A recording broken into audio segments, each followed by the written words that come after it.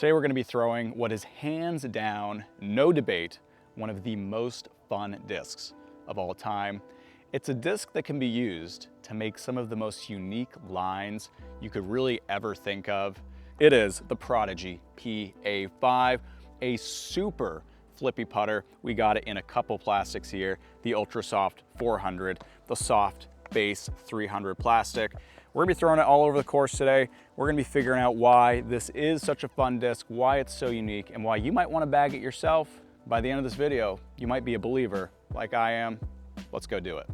All right, we're starting here on a 237-foot par 3. I really like this hole because you have to hit this really narrow gap off the tee and then really turn aggressively to the right. The forehand is definitely the safer play here. Like if I'm playing a tournament here, I am definitely hitting this with like a Raptor or a Firebird on the forehand. But the Pa5 does a great impression of a very overstable disc on the forehand. But you can throw a backhand, which I am much more comfortable on the backhand in general. So I'm the type of person where if I have a chance to throw the backhand, I'm throwing it. And the Pa5 really lets you do some funky stuff. Has the numbers 3, 4, -2 turn, 0.5 fade. Put that out really flat and you can see that turning to the right. That's gonna set us up real nice. Now that was the 400 Ultra Soft plastic, one of Prodigy's premium plastic blends. This is the 300 Soft, one of their base plastics. Yeah, just turning so aggressively. I wanted to say fade there because it kind of looks like how a disc fades, but there is no fade on this disc. It is all turn, no brakes. Just for fun, let's go cap wrap on the forehand. This is what I would normally do. Let's see which one ends up being closer. Don't hit that tree. Yeah, big skip to the right. That probably gonna be a little bit closer, but probably pretty comparable. So both the Pa5 and the cap wrap, very successful, both inside of circle. The cap wrap is definitely closer. Just having something stupidly overstable on the forehand to get all that skip at the end of the flight, get all of that right movement. The skip just helps so much. The Pa5, still plenty of left to right movement here. Helped us get inside circle 1, but the skip is just unmatched.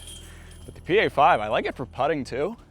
Stays in the air, super glidey, which being understable helps it, you know, have all that glide, maintain that straight flight, especially if you putt on a little bit of a hyzer.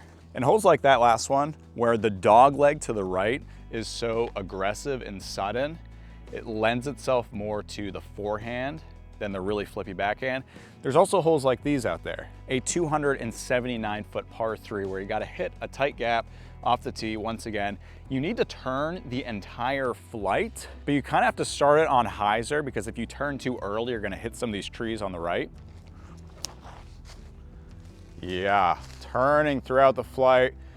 Maybe a little bit too flippy. Didn't start that on enough hyzer. Put that out too flat to start. Let's try a little bit more hyzer with the baseline Pa5. Yeah, that's what we're looking for. Still plenty flippy, probably didn't get quite far enough. But this is a hole where I usually go like mid or fairway understable on the backhand. So putters, that's gonna be fine. Now in the past, I've talked quite a bit about why I really like understable putters specifically. And the reason is because being a really low speed disc, you know, these are 3 speeds, they're so easy to get up to speed and see all of that turn. Where a higher speed disc, you still gotta put some juice on it to see all that flip. So if you want something really flippy, going low speed, kind of just a cheat code, makes it super easy. Especially if it's a disc that you know you wanna start it on hyzer, get it to flip up and then keep turning throughout the flight. With something that's higher speed like a fairway driver, if you throw that too softly, it might stay on that hyzer or might flip up and not continue turning. When you go low speed, you know you're gonna get the flip and turn every single time. Now, most disc golf manufacturers have some sort of low speed, really understable option for a putter, but what really separates the Pa5 from the competition is the hand feel. Back in the day, I did a video on the MVP spin, which has the numbers 2.54, negative 2.50. I love the spin. It has a very similar flight to the Pa5. But when I did that video, I got so many comments about the hand feel of the spin. People did not like it, and I totally get why. The spin is really deep, and the inside of the rim has this really odd curvature where your fingers go. And I find that most companies' understable putter tends to be pretty deep. I don't know why that is, but the Pa5 is super thin. It's really similar to something like the Proxy actually, which the Proxy more straight than it is understable. But if you like that sort of depth and hand feel, which I know a lot of you guys do, then the Pa5 is probably a better bet than something like the MVP spin. 239-foot par 3, basket is off to the right. Let's do the forehand first with either Raptor or Cap Wrap. Cap Wrap is still probably the go here. And this is my normal shot on this hole, and we'll see if we can do something similar on the backhand after. Well, that's not great. That's a sign to go Raptor instead of Cap Wrap. Yeah, now get that movement to the right. We got kind of a straight skip. Need a little bit more height to catch that edge and go to the right. But you can see the vision on the forehand. It's a really easy line on the forehand. The backhand is probably a trickier line, but definitely accomplishable with a very flippy disc. Now we got turn, turn, turn, turn. You can see it flipped all the way up and keeps turning. Gonna be a little bit deep, but pretty much got all the right movement that we needed. And I threw that pretty gently, and that still went from hyzer to flat to turning, still turning to the right. Actually ended up better than our Raptor too, which got that little bit of a straighter skip. There we go. That's Pa5 for you. Now let's try throwing this disc on a hole that isn't super wooded, that you guys might actually be able to see the entire flight. That'd be pretty cool. 313-foot uphill par 3. Basket is straight, but it kind of bends to the right at the very end of the hole. Got to punch through that wall of trees. Probably not going to reach there with the Pa5, but I'm really curious if I can throw this and get it to hyzer flip to flat, but not keep turning. That's like one of the only bad aspects of this disc, is because it wants to turn the entire flight, no matter how much power you put on it. It's very hard to just get like a generically straight flight.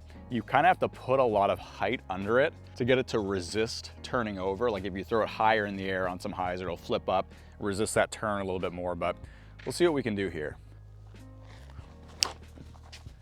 Yeah, you can see it just wants to dive bomb to the right. I mean, I didn't throw that as gently as I probably should have with what I said in the intro there, but let's go the base plastic one, which is definitely more flippy. They beat in really fast. We'll try to put this on a lot of hyzer and just throw it gently. Yeah, still just dive bombs to the right. That is so crazy, absolutely wild.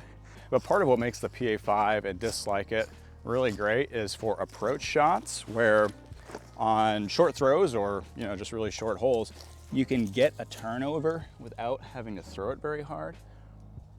So if you just have like a really short approach shot, you can very easily get the turn that you need. Like if I got an obstacle to my right, I have to get like up and around it on like a 100, 150 foot shot.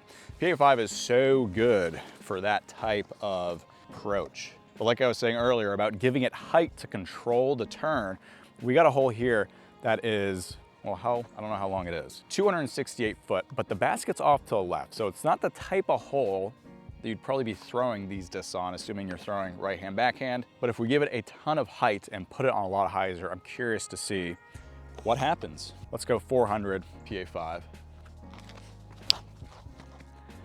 Okay, oh, it's still turning. Oh my gosh.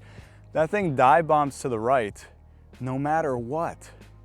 I mean, that was a lot of hyzer, and I gave that a lot of height. Like, that is not the kind of height you would give a normal shot for this hole at all. Now, I'd say if I'm having to choose between backhand turnover versus overstable forehand, the biggest determining factor, other than just being, not very good at throwing forehands, is that when you throw a really overstable disc on the forehand, it's gonna go straight for a bit, and then when it starts fading, usually it's pretty aggressive. So your flight goes straight and then starts to fade, then you get that big skip to the right. Lots of right movement, but the thing that the backhand kind of unlocks with the turnover is that you can start it on the hyzer, and while it's flipping up, because you started on hyzer, it's gonna be going straight while it's flipping, and then once it gets to flat, that's when you start to see more turn and get more of that movement to the right.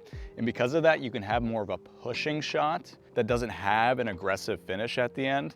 And you're also, with a disc like this, not gonna get much ground play.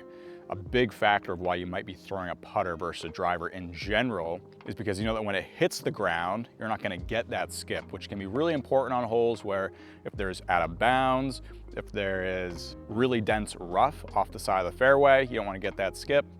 This is gonna help. This is also, like I said, in the 400 ultra soft plastic, which is also great for sticking to the ground when it lands.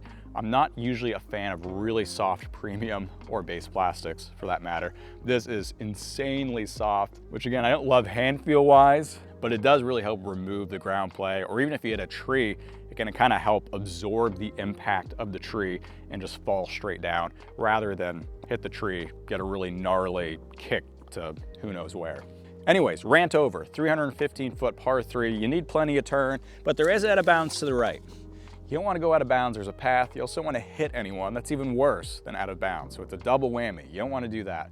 So we're going to start this off on hyzer and still get it to turn to the right. Yeah. Oh, I love that. That's going to land in a great spot. And again, no ground play.